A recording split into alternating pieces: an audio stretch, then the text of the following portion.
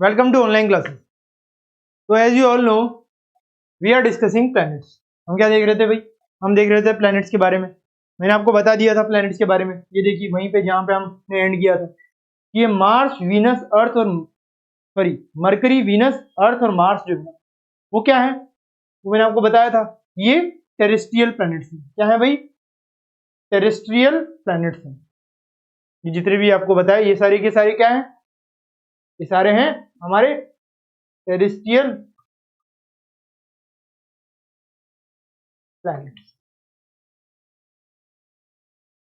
ठीक है, ये हमारे टेरेस्ट्रियल प्लैनेट्स हो गए. क्यों भाई? क्योंकि इनके हार्ड रॉकी सरफेस है, इस वजह से इनको टेरेस्ट्रियल प्लैनेट्स कहते हैं. क्योंकि इनमें क्या बहुत ज्यादा हार्ड रॉकी सरफेस होता है, पत्थर वत्थर वगैरह यहाँ पे जो दिखते हैं, इस वजह से इनको हार्ड रॉकी सरफेस बोला जाता है. ठीक है, मैंने आपको सारे प्लैनेट्स बता दिए थे. इनके सबसे पास कौन है ये भी बताया था. मरकरी आता है, फिर वीनस है, फिर मरकरी, वीनस, फिर अर्थ, फिर मार्स, फिर जुपिटर जो देखिए सबसे बड़ा है. जुपिटर के बाद हमने यूरेनस देखा था, फिर यूरेनस के बाद नेपच्यून भी देखा था.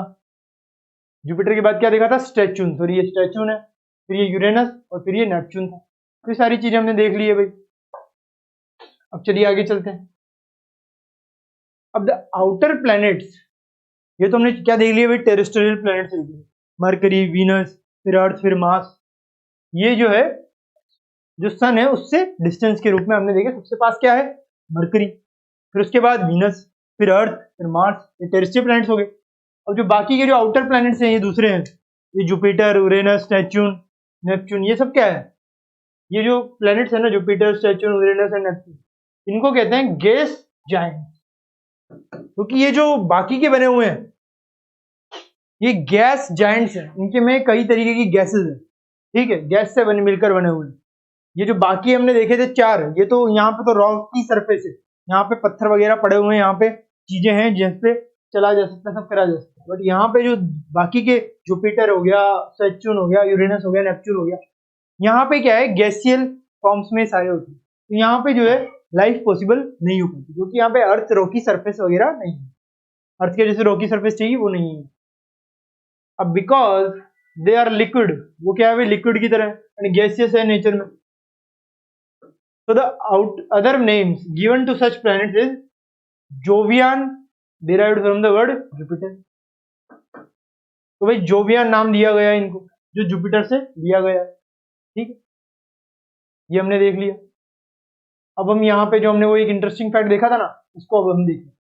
हमने पिछले बार में बोला था मैंने आपसे कि इंटरेस्टिंग फैक्ट मैं आपको बताऊंगा कि जुपिटर, स्टैचून और Uranus have rings around them. देखिए जुपिटर कहाँ पे है? जुपिटर ये रहा. सैटर्न कहाँ पे? ये रहा. और यूरेनस कहाँ पे? ये रहा. तो इनकी क्या है? Have rings around them. इनमें इनके पास क्या है भाई? रिंग्स होती है, इसकी, इसके और इसकी. इनके पास रिंग्स होती है इनके आसपास.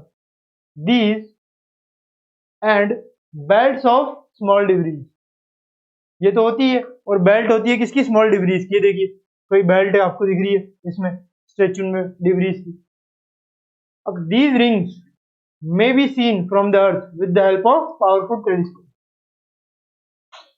अब ये जो रिंग्स है ना जो इनके आसपास है, इसकी तो दिख रही है, इन दोनों की दिख नहीं रही मगर है. तो ये अपन टेलीस्कोप से देखेंगे तो तीनों की दिखेगी. ठीक है, तो ये हमने देख लिया. अब यहाँ पे देखिए जहां पे हम चल रहे थे. An easy way to memorize the name of the planets in order of their distance from the sun is my very efficient mother just served us nuts. कोई काजू बादाम वगैरह, जो ये सारे के सारे जो नट्स है ना, वो अगर हम देखें तो my very efficient mother just served us nuts. My मतलब Mercury, very Venus, efficient earth, mother Mars, just Jupiter, served Saturn, us Uranus, nuts Neptune. तो इस तरीके से हमने क्या कर लिया? हमने इसको अच्छी तरह से रिमेंबर कर लिया कि माई very efficient mother just served us nuts. बड़ा सिंपल सेंटेंस है, याद रह जाएगा आप सबको. अगर बाय चांस डिफिकल्टी आए तो इसको याद रख लीजिए, अदरवाइज आपको याद रह जाता है तो बहुत वेल इनफ. अगर नहीं रहता तो इसको याद कर लीजिए. My efficient mother, my very efficient mother just served us nuts. ठीक, तो आपको ये ध्यान में रखना है। अब all the planets differ in their size, किसी का साइज छोटा है, किसी का साइज बड़ा है, एंड कंपोजिशन, सबकी कंपोजिशन भी अलग है। अर्थ की जैसी कंपोजिशन हर जगह थोड़ी मिल सकती है। अर्थ तो बहुत ज़्यादा नेचुरल लाइफ ग्रांट करता है, क्योंकि आप जानते हैं ज़्यादातर ब्लू दिखता है क्योंकि पानी पानी ज़्यादातर समुद्र से गिरा है, लैंड तो कम है। अब however all of them exhibit two movements in common, तो क्या सब कुछ अलग है, कंपोजिशन अलग है, साइज अलग है, बट कुछ चीजें हैं, कुछ मूवमेंट्स है जो कॉमन है। वो क्या है? Rotation and revolution.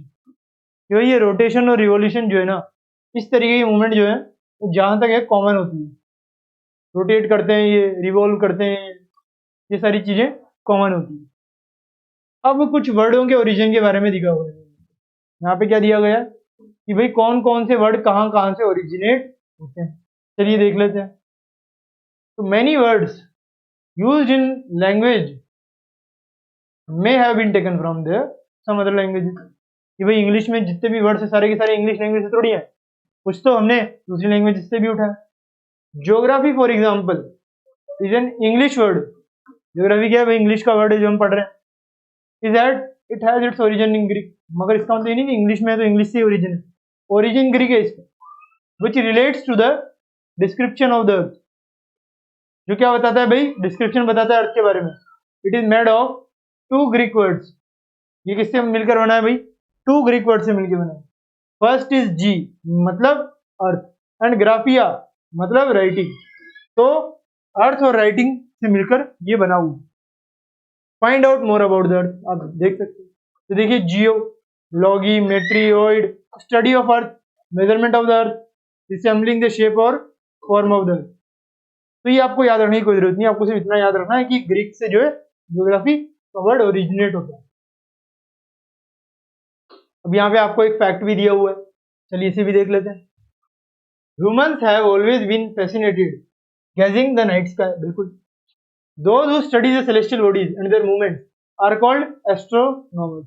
आप जानते हैं एस्ट्रोनॉमर्स क्या होते हैं? सेलेस्टियल बॉडीज की स्टडी करते रहते हैं, जाते रहते हैं वहां पे, आते रहते हैं। जो आर्यभट्टा है, जो इंडियन है, वो तो फेमस एस्ट्रोनॉमर में ऑफ एंशिएंट इंडिया। बिल्कुल, जो आर्यभट्ट है वो क्या है भाई? एस्ट्रोनॉमर था एंशिएंट इंडिया का। Today astronomers all over the world are busy exploring the universe. क्या कर रहे हैं भाई? वो बिजी हैं एक्सप्लोर करने के लिए यूनिवर्स को। ठीक है, ये हमने देख लिया इस तरीके की चीज। अब inner planets and outer planets के बारे में भी हम देख लेते हैं कि भाई इनर प्लैनेट्स किस तरीके के होते हैं और आउटर प्लैनेट्स किस तरीके के होते हैं। आ जाइए देखते हैं हम इनर प्लैनेट्स और आउटर प्लैनेट्स के बारे में। हमने सोलर सिस्टम को अच्छी तरह से स्टडी कर लिया है, अब हम कुछ प्लैनेट्स के बारे में देखेंगे। आ जाइए देखते हैं। We can divide the planet into two groups. हम क्या कर सकते हैं भाई? हम इस प्लैनेट को टू ग्रुप्स में डिवाइड कर सकते हैं। कितने ग्रुप में भाई? टू ग्रुप्स में डिवाइड कर सकते हैं। द इनर प्लैनेट्स जो अंदर होंगे और the outer planets.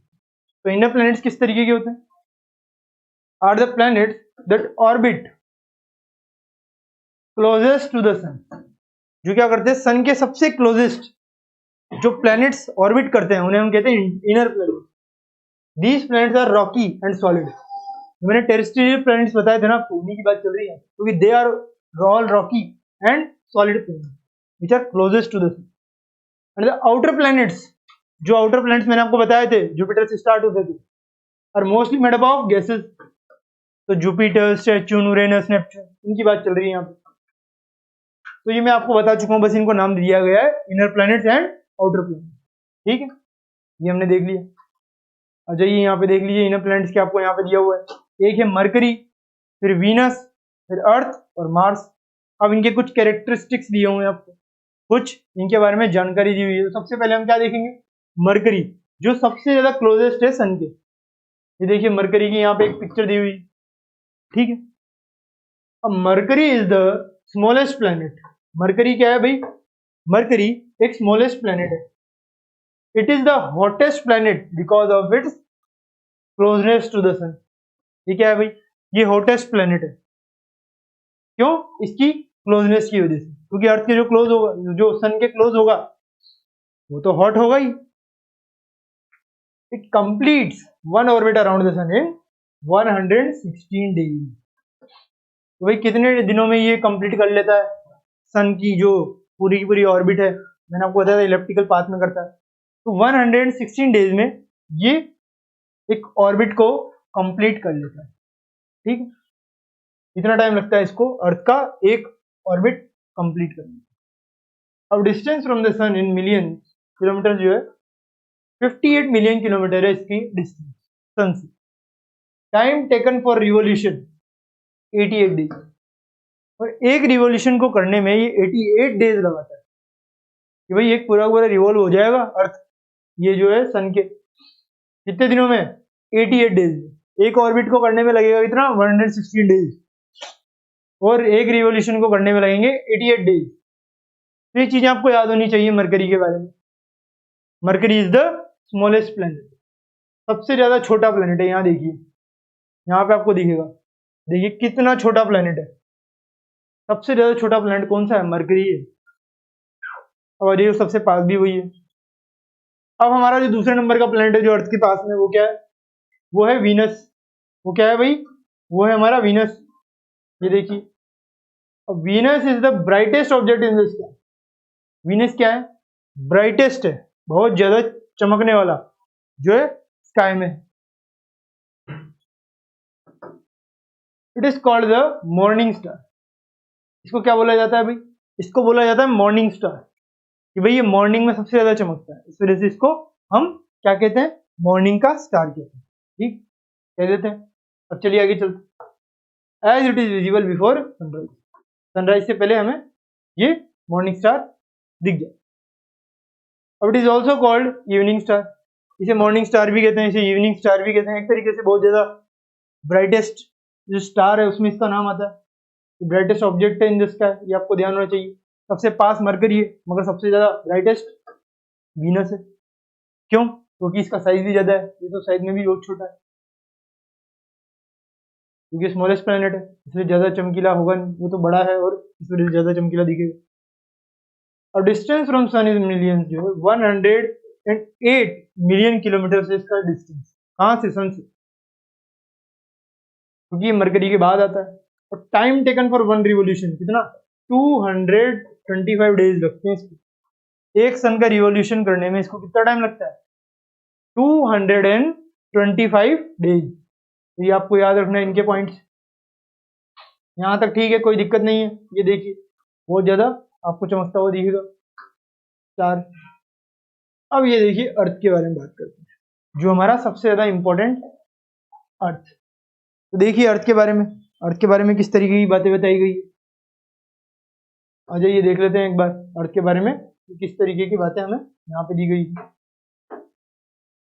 Earth is the 5th largest planet, पांचवा सबसे बड़ा प्लेनेट है ये।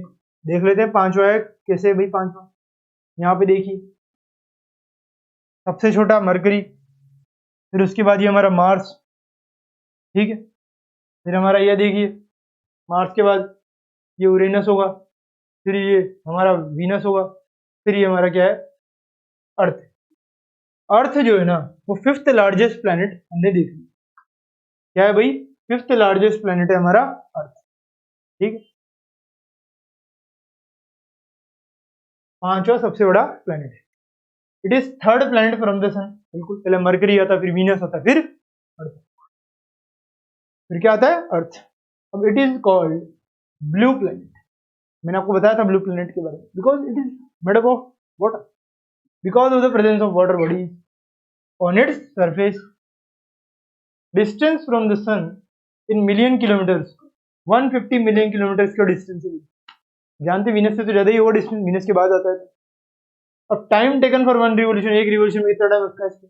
365 एंड 1.4 365 डेज तो लगते ही हैं, साथ ही साथ 1/4 डेज भी लगते हैं। हम 365 डेज मान के चलते हैं। ये 1/4 को हम फरवरी में एडजस्ट करते हैं। फरवरी में 28 होती है, हम 29 की बता देते हैं। क्यों? क्योंकि 1/4 को हमें एडजस्ट करना पड़ेगा, इस वजह से। अभी सिर्फ यही ध्यान रखिए, बाकी चीजें कैलकुलेशन कैसे होता है, कैसे होता है, हम बाद में। अभी सिर्फ इतनी चीज याद होनी चाहिए। ठीक है, तो ये हमारा हो गया क्या? अर्थ के बाद। अब अर्थ के बाद आता है भाई कौन सा प्लैनेट? अर्थ के बाद आता है मार्स। चलिए मार्स को देख लेते हैं। Mars is the fourth planet from the sun. बिल्कुल, अर्थ के बाद क्या आता है? मार्स, तो फोर्थ हो गया। अब it is called the red planet. ये क्या पे रेड होता है? ये आप सब जानते हैं रेड प्लैनेट होता है because it appears reddish in colour. ये रेड दिखता है, इस वजह से इसको रेड प्लैनेट बोल देते हैं। It is the second smallest planet in the solar system. सबसे स्मॉलेस्ट कौन है भाई? मरकरी। और सेकंड स्मॉलेस्ट कौन है? सेकंड स्मॉलेस्ट है हमारा ये मार्स। मार्स हमारा सेकंड स्मॉलेस्ट प्लैनेट है। कहां का? सोलर सिस्टम में। ठीक, अब इसके डिस्टेंस भी देख लेते हैं। चौथा प्लैनेट है तो ज्यादा दूर होगा। तो डिस्टेंस क्या है हमसे? 228 मिलियन किलोमीटर। और एक रिवॉल्यूशन में कितना टाइम लगाता है ये? 1 ईयर 322 डेज। तो इसे 1 ईयर का टाइम लगता है और 322 डेज का टाइम लगता है एक रिवॉल्यूशन कंप्लीट करने में। ये हमारा क्या हो गया भाई? मार्स भी हो गया। तो ये हमारे इनर प्लैनेट्स तो हो गए भाई। इनर प्लैनेट्स मतलब टेरेस्ट्रियल प्लैनेट्स। मैंने आपको बताया था इनर प्लैनेट्स क्या होते हैं भाई? इनर प्लैनेट्स टेरेस्ट्रियल प्लैनेट्स होते हैं। बिल्कुल होते हैं। अब हम देखेंगे क्या? आउटर प्लैनेट, जो क्या होते हैं? गैसेस होते हैं। वो ऊपर वाले तो सारे के सारे टेरेस्ट्रियल वाले रॉकी और ये रॉकी और हार्ड होते हैं, और ये गैसेस फॉर्म में होते हैं, लिक्विड फॉर्म में होते हैं। तो चलिए देखते हैं। आउटर प्लैनेट पे हमने देखा था मार्स के बाद क्या आता है भाई? जुपिटर, जो आउटर प्लैनेट में फर्स्ट प्लैनेट है। अब जुपिटर के बारे में कुछ नॉलेज हम गेन कर लेते हैं यहाँ से, कुछ इसके कैरेक्टरिस्टिक्स देख लेते हैं। तो we will discuss it one by one. तो one characteristic, Jupiter is the largest planet in the solar system. Largest मतलब सबसे बड़ा प्लैनेट कौन है? जुपिटर जो है वो सबसे बड़ा प्लैनेट है। पूरे के पूरे सोलर सिस्टम को मिला लो आप, सबसे बड़ा प्लैनेट कौन सा निकलेगा? जुपिटर। अर्थ फिफ्थ है, फिफ्थ लार्जेस्ट, सबसे लार्जेस्ट जुपिटर। ठीक है। और सेकंड स्मॉलेस्ट कौन था? हमारा मार्स। और सबसे स्मॉलेस्ट हमारा मरकरी। ये क्वेश्चन आपसे पूछ सकते हैं, smallest planet of earth? Answer is mercury.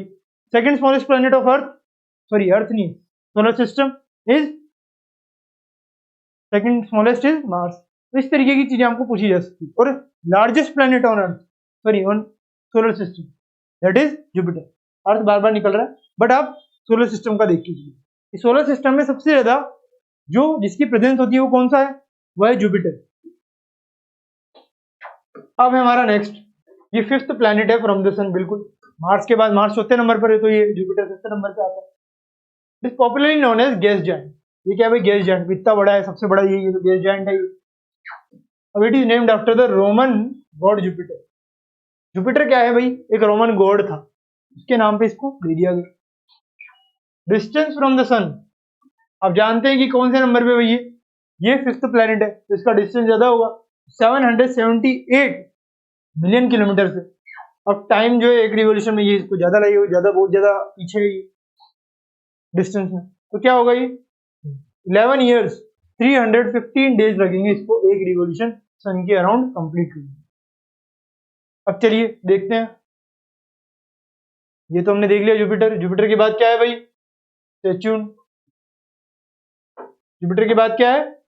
सेच्युन है। तो चलिए सेच्युन को एक बार देख लेते हैं। ये देखिए इस तरीके की रिंग भी होती है इसमें। अब Saturn is the second largest after Jupiter. ये क्या है भाई? Second largest. जुपिटर सबसे बड़ा, जुपिटर के बाद सबसे बड़ा कौन है? सेच्युन है। अब it is surrounded by 9 prominent rings made up of dust particle. अब ये किससे सराउंडेड है? ये सराउंडेड है 9 प्रोमिनेंट रिंग्स से। यहाँ पे जो 9 रिंग्स लगी हुई है इसकी, ये आपको ध्यान रखना। 9 प्रोमिनेंट रिंग्स है यहाँ डस्ट पार्टिकल्स, रॉक और आइस। क्या है भाई? रॉक और आइस की ये 9 प्रोमिनेंट रिंग्स यहाँ पे लगी हुई है। It is the sixth planet from the sun. ये क्या है भाई? सिक्स्थ प्लैनेट है सन के अराउंड। ठीक है। अब जानते हैं जुपिटर क्या है? फिफ्थ है तो ये सिक्स्थ ही होगा। यहाँ पे रॉक और आइस भी है। अब distance from the sun in million kilometre. अब जानते हैं कि ये सबसे ज्यादा पीछे है कहाँ पे? सन के। तो क्या होगा ये होगा सबसे ज्यादा दूर। ठीक है, उसका क्या है डिस्टेंस सन से 1427 किलोमीटर, मिलियन किलोमीटर। अब time taken for one revolution, अब ये सबसे ज्यादा दूर है, मतलब सबसे ज्यादा तो नहीं मगर दूर तो है, जुपिटर से तो दूर है, तो इसको कितना टाइम लगेगा 29 ईयर्स और 167 डेज लगेंगे इसको। एक रिवोल्यूशन कंप्लीट करने में कितना टाइम लगेगा 29 ईयर्स और 167 डेज। अब क्या है भाई, अब है उरेनस। अब क्या है उरेनस की बात कर लेते हैं। There are rings around Uranus. Uranus ये देखिए, उरेनस के अराउंड भी रिंग्स आपको दिख जाएगी। सेचुन के अराउंड तो अपन ने देखी थी 9 तरीके की प्रोमिनेंट रिंग्स होती है जो गैसेस वगैरह की होती है, बट यहाँ पे देखिए उरेनस को, उरेनस के अराउंड भी 2 रिंग्स आपको दिख रही होगी। ये 2 नहीं है, एक ही रिंग है, वो आपको सिर्फ यहाँ पे 2 दिख रही है, पूरी यूं करके यूं है, ठीक। अब the tilt of the axis of the planet is about 90 degree. जो टिल्ट है ना, ये टिल्ट है, जैसे टिल्टेड है, 90 डिग्री का टिल्ट है यहाँ पे। Hence when it rotates it looks like a giant wheel. इस वजह से जब ये रोटेट कर दिए ना, ऐसा लगता है कि एक जायंट व्हील है जो रोटेट कर रहा है, क्योंकि व्हील में क्या होता है, यूं होता है और इस तरीके की चीजें होती है, तो रोटेट करेगा तो जो 2 है ना वो कई सारे बन जाएंगे। तो आप भी जानते 2, अगर आपको कोई फैन है, फैन में अगर 2 लगे हुए हैं, जैसे ही आप घुमाएंगे वो क्या होगा, रोटेट करेगा और एक जायंट व्हील की तरह हमें दिखाई देने लग जाएगा। अब it is the 7th planet from the sun. 7th है, बिल्कुल है। पहला मरकरी, दूसरा वीनस, तीसरा अर्थ, चौथा मार्स, पांचवा जुपिटर, छठा सैटर्न, सातवां कौन हो गया उरेनस। अब देखिए, अब ये 7वां है तो डिस्टेंस भी ज्यादा होगा, 2872 मिलियन किलोमीटर होगा, तो इसमें टाइम भी ज्यादा लगेगा इसको एक रिवोल्यूशन में, 84 ईयर्स लग जाएंगे और 7 डेज लगेंगे। अब आता है हमारा last one, that is Neptune. Last one कौन सा है भाई, नेपच्यून। तो आ जाइए नेपच्यून को देख लेते हैं भाई। Neptune is the 8th largest, sorry 8th planet from the sun. आप जानते हैं 8th प्लैनेट 8वां प्लैनेट है सन से, 9वां प्लैनेट प्लूटो है जो हम बाद में देखेंगे। ये क्या है भाई, 8th प्लैनेट है, उरेनस के बाद है। It is named after the Roman God sees. Roman God जो सीज है ना, उसके बाद उसके ऊपर जो है ये रखा गया है कि भाई ये रोमन गॉड है सी का, नेपच्यून, उसके नाम पे इसका नाम रख दिया गया। It is the coldest planet, मतलब यहाँ पे बहुत ज्यादा ठंड होती है, because it is farthest from the sun, क्योंकि ये बहुत ही ज्यादा दूर है सन से, तो यहाँ पे बहुत ही ज्यादा कोल्ड एनवायरनमेंट होता है, बहुत ज्यादा ठंड होती है, क्योंकि सन से बहुत दूर है, तो सन की जो लाइट है, हीट है, वो इस पर पहुंच नहीं पाती। और distance from the sun 4502 million kilometre. अब टाइम कितना लगेगा, अब जब बहुत दूर है टाइम भी ज्यादा लगेगा, मगर ज्यादा ना लग करके एक रिवोल्यूशन में इसको कितना टाइम लगता है 165 डेज। तो अब यहाँ पे देखिए नेपच्यून को कितना ज्यादा कम टाइम लग रहा है, आप यहाँ पे देख के चलिए कितना टाइम लग रहा है भाई 165 डेज। 88 डेज तो हमने देखा था मरकरी को लगता था, तो इसको कितने लग रहे 165 डेज। तो ये आपको यहाँ पे कैच है, लास्ट वाले में कम डेज है, सबसे कम नहीं है बट कम डेज, ठीक है। ये आपको याद होना चाहिए नेपच्यून के बारे में, रोमन गॉड ऑफ द सी से इसका नाम लिया गया। तो इस तरीके से हमने सारे के सारे हमारे इनर प्लैनेट्स और आउटर प्लैनेट्स देख लिए, ठीक है। प्लैनेट तो हो गया, अब देखते हैं हम क्या अर्थ, अर्थ के बारे में एक पूरी की पूरी डिटेल देख लेते हैं, फिर अर्थ के बाद में बाकी चीजें अपने नेक्स्ट पार्ट में करेंगे। Earth is a unique planet, it is spherical in shape. क्या स्फेरिकल होता है शेप में, slightly flattened at poles and bulging at the equator. क्या होता है, इस तरीके का होता है, इक्वेटर जो है ना वहां पे तो बल्जिंग होती है और फ्लैटेंड होता है, स्लाइटली फ्लैटेंड एट पोल्स, तो इस तरीके का होता है। यहाँ पे ये बल्ज क्रिएट हो रहा है इक्वेटर के इधर, और यहाँ पे ये पोल्स है इधर, जो है क्या है ये थोड़ा फ्लैटेंड है, जैसे मैंने आपको बताया फ्लैटेंड, इस तरीके का शेप है। अब this shape is called geoid which means earth shape. इस शेप को क्या कहते हैं भाई, जियोइड कहते हैं, ये आपको याद होना चाहिए, इसका मतलब earth shape. Earth is the only planet which exhibits life due to suitable temperature, availability of water and breathable atmosphere. ये सब होता है, टेम्परेचर, लाइफ, उसका कारण यही है, वाटर होता है, इस वजह से लाइफ होती है। अब it is active planet as it contains volcanoes, volcanoes होते हैं अर्थ में, एक्सपीरियंस अर्थ वो एक भी अर्थ करता है, क्योंकि एक्टिव प्लैनेट इस वजह से क्योंकि ये कई तरीके वोल्केनो अर्थक्वेक आते रहते हैं। Let's study unique features of और प्लैनेट इन डिटेल। अब क्या करेंगे हम, हमारे इस प्लैनेट को जो अर्थ है उसके बारे में डिटेल स्टडी करेंगे। इसके बारे में हम हमारे नेक्स्ट पार्ट में बात करेंगे डिटेल। अभी हमने इसका ओवरव्यू देख लिया, इसके बारे में जो सूटेबल टेम्परेचर वगैरह सारी चीजें नेक्स्ट पार्ट में होगी। तब तक के लिए thank you very much, have a nice day.